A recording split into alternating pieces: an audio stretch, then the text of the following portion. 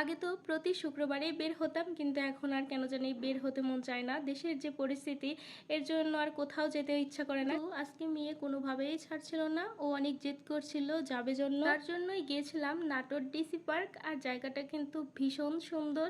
তোমরা এখন অব্দি যে এখানে যাওনি, অবশ্যই একবার গিয়ে ঘুরে আসবে। কি রাগ করলা তোমাকে ছাড়াই গিয়েছিলাম জন্য? তবে যাই হোক, নেক্সট টাইম তোমাকে নিয়েই যাবো এখানে। আর বাচ্চাদের খেলার জায়গাটা খুব সুন্দর, মেয়ে তো ওখানে গিয়েই খেলছিল।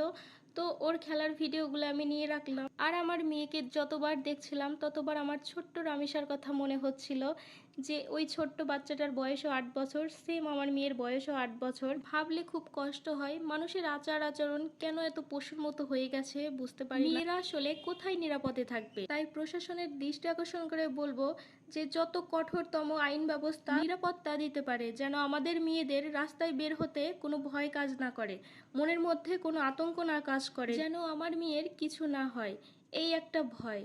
তো যাই হোক, আজকে ভিডিওটা এখানেই শেষ করছি। তোমরা ভালো থাকো।